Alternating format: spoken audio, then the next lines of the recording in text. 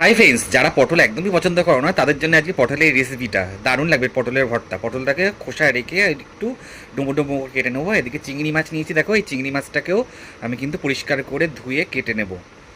নিয়ে নুন হলুদ মাখাবো, মাখিয়ে ভাজবো। নুন হলুদ মাখিয়ে নিচ্ছি চিংড়ি মাছটাকে। নিয়ে এবার এদিকে দেখো কালো জিরে, রসুন, শুকনো লঙ্কা, কাঁচা লঙ্কা রেডি করে রেখেছি। কড়াই তেল দিয়ে চিংড়ি মাছটাকে ভেজে নিলাম। নিয়ে তুলে সেই তেলেই পটলটাকে 30% ভেজে নেবো। নিয়ে তুলে মিক্সিং জারে একটা দেবো। চিংড়ি মাছ ভাজা আর পটলটাকে 30% ভাজা যেটা দিয়ে একটা সুন্দর পেস্ট বানিয়ে নেবো। এর মধ্যে কাঁচা লঙ্কাও দেবো কিন্তু 3-4টে।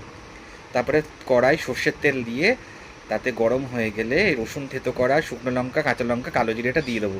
দিয়ে একটু লাল লাল করে রসুনটা ভাজা হয়ে গেলে স্মেল বেরোবে, তখন এই পেস্টটা ওর মধ্যে দিয়ে দেবো। দিয়ে কিন্তু কষাতে থাকতে হবে অনর্গল। প্রথমে একটু হিটে রাখতে হবে।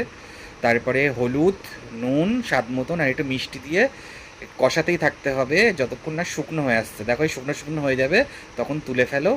ব্যাস রেডি পটলের ভর্তা। এবার গরম গরম ভাতের সঙ্গে যা লাগবে না, শুধু একবার বানিয়ে খেয়ে দেখো, তারপর আমাকে কিন্তু অবশ্যই জানিও কিরম লাগলো। ফাটাফাটি এক থালা ভাত উঠে যাবে।